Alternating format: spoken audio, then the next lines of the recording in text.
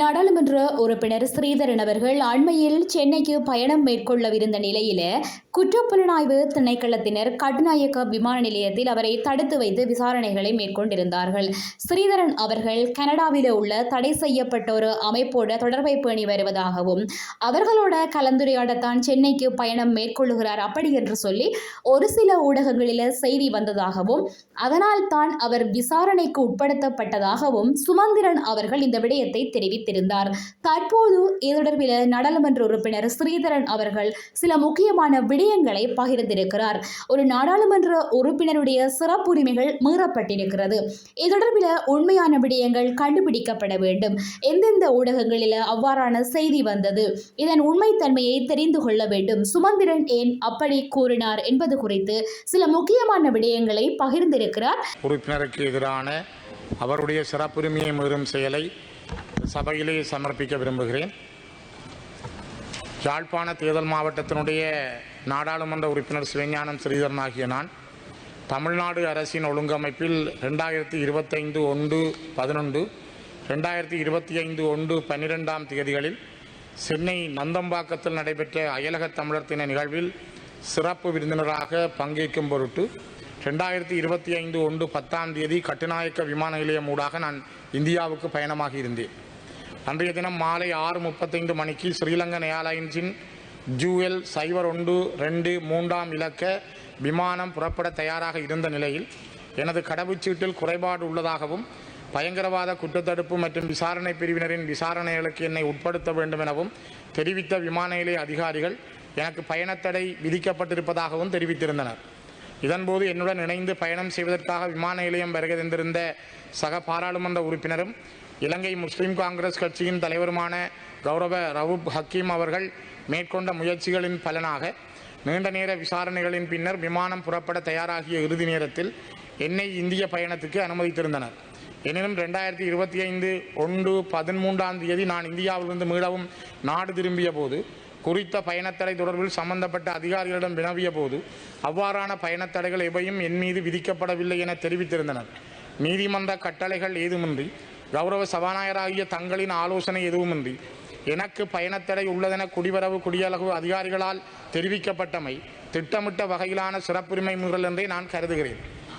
மக்களால் தெரிவு செய்யப்பட்ட ஒரு பாராளுமன்ற உறுப்பினராக எனக்கு இருக்கும் அடிப்படை சிறப்புரிமையை மீறும் வகையில் மேற்கொள்ளப்பட்ட மேற்படி விசாரணைகளின் பின்னணி குறித்து பாராளுமன்றத்தில் நான் கேள்வி எழுப்புவதோடு மிக முக்கியமாக இன்னுமொரு விடயத்தை நான் இந்த இடத்திலே பதிவு செய்ய விரும்புகிறேன். நேற்று 2 நாட்களுக்கு முதல் யாழ்ப்பாணத்திலே ஒரு தனியாருடைய ஊடகத்துக்கு பேட்டியளித்த முன்னாள் நாடாளுமன்ற உறுப்பினர் சுமந்திரன் அவர்கள் குறிப்பிட்டிருக்கிறார்கள், ஸ்ரீதரன் அவர்களை அவர் ஒரு தடை செய்யப்பட்ட கனடாவில் இருந்து வருகின்ற ஒரு அமைப்போடு பேச அவர் முனைந்ததாகவும் அதற்காகத்தான் அவர் சென்னை செல்ல இருந்ததாகவும் அந்த காரணத்தின் அடிப்படையில் தான் அவர் தடுக்க ஏர்போர்ட்டிலே முயற்சி செய்தார்கள் விமான நிலையத்தில் என்ற செவியை வழங்கியிருந்தார். இது தொடர்பாக அவர் தனக்கு ஸ்ரீதரன் தெரிவிக்கவில்லை என்றும், ஆனால் நான் அவரை சென்னையிலே கண்டபொழுது கௌரவ சுமந்திரன் அவர்களும் கூட இதை பற்றி என்னிடம் எதுவும் கேட்கவில்லை. ஆனால் சுமந்திரன் அவர்களை நீங்கள் இதை விசாரித்தால் அவர் சொன்னார், ஊடகங்களிலே வந்திருந்ததை நான் பார்த்திருந்தேன், ஊகத்தின் அடிப்படையில் ஸ்ரீதரனை சில வேளைகளில் அவர்கள் மறைத்திருக்கலாம் என்று. ஆகவே நீங்கள் சுமந்திரனை விசாரித்தால் எந்தெந்த ஊடகங்களில் இந்த செய்தி வந்திருக்கிறது என்று அறிந்து அந்த பிரதான ஊடகங்களினுடைய பிரதானிகளை விசாரிப்பதன் மூலம் நான் நினைக்கிறேன் இதற்கு உண்மையை கண்டறிய முடியும் என்று நான் நம்புகிறேன். ஆகவே இது எனக்கு எதிராக செய்யப்பட்ட மிகப்பெரிய ஒரு சதியாக நான் கருதுகிறேன். நான் பாராளுமன்றத்தினுடைய புரோட்டோகால் அனுமதி பெற்று விஐபி, அதாவது பாராளுமன்ற உறுப்பினர்கள் சென்ற பாதையினூடாக சென்ற அந்த பயணச்சீட்டையும் சபாபீடத்துக்கு சமர்ப்பிக்கிறேன். அதனை விட வடக்கு மாகாண சபையில் தமிழ் தேசிய கூட்டமைப்பினுடைய ஒரு உறுப்பினராக இருந்த அஜூப் அஸ்மின் அவர் அன்றைய தினம் 10 தன்னுடைய முகநூலிலே ஒரு செய்தியை கௌரவ பிரதி சபாநாயகர்களை வெளியிட்டிருக்கிறார். கடந்த நாட்களில் எந்த ஒரு பாராளுமன்ற உறுப்பினருக்கும் விமான நிலையத்தில் எவ்வித இடையூறுகளும் எவராலும் ஏற்படுத்தப்படவில்லை, அவ்வாறு பரப்பப்படுகின்ற செய்திகளில் உண்மைகள் எதுவும் இல்லை, விமான நிலைய உயரதிகாரி இவ்வாறு ஒரு செய்தியை வெளியிட்டிருக்கிறார். இதிலே நான் இந்தியாவில் இருக்கின்ற பிரபல அரசியல் தலைவர்கள் ஒருவரான செந்தமிழன் சீமான் அவர்களோடு நின்ற ஒரு படத்தோடு வருகின்ற அந்த படத்தையும் தன்னுடைய முகநூலில் இட்டு எனக்கு எதிராக இந்த செய்தியை அவர் பரப்பியிருக்கிறார். அஸ்மின் அவர்களும் சுமந்திரன் அவர்களும் நெருங்கிய நண்பர்கள். ஆகவே இதுக்கு பின்னாலே நான் நினைக்கிறேன் சுமந்திரன் சொன்ன செய்திக்கும் அஸ்மின் வெளியிட்டிருக்கிற முகநூலுக்கும் இடையில் ஏதோ ஒரு சங்கதி இருப்பது போல எனக்கு தெரிகிறது. என்னை அந்த நிகழ்வுக்கு போக விடாமல் தடுப்பதற்கு, ஏனென்றால் சீமானுக்கும் ஸ்டாலினுக்கும் நல்லதில்லை.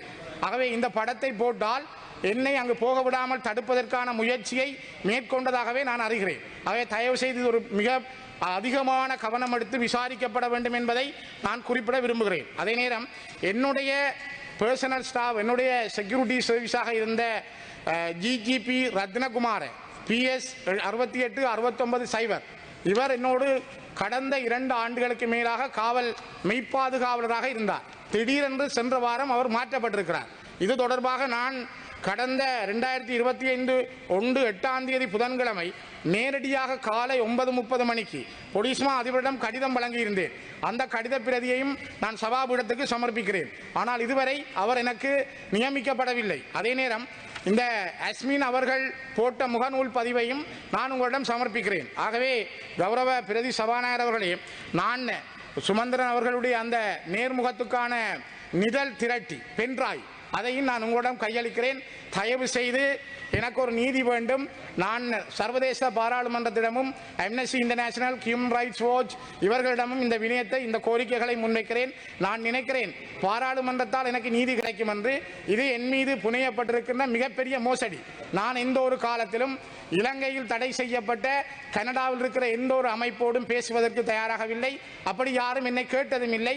அந்த முயற்சிகள் எதுவும் மேற்கொள்ளப்படவும் இல்லை.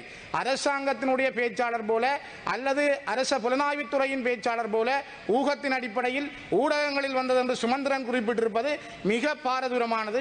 நேரடியாகவே நான் நினைக்கிறேன் கௌரவ ஹக்கீம் அவர்களும் அந்த இடத்தில் இருந்தார். என்னுடைய பழைய பாஸ்போர்ட் என்று சொன்னார்கள், சிஸ்டத்தில் ஒரு எரர் இருப்பதாக சொன்னார்கள், இப்படியெல்லாம் பலது சொன்னார்கள். தயவு செய்து இதனை ஒரு நீதியான நேர்மையான விசாரணைக்கு உட்படுத்துமாறு தயவாக இந்த உயர்ந்த சபையிடம் கேட்கிறேன். இல்லது நீங்கள் எனக்கு இதற்கான வழியை சொல்ல வேண்டும் என்பதையும் நான் இந்த இடத்திலே வெளிப்படையாக பதிவு செய்து எனக்கு தந்த அனுமதிக்கு நன்றி கூறி நிறைவு செய்கிறேன்.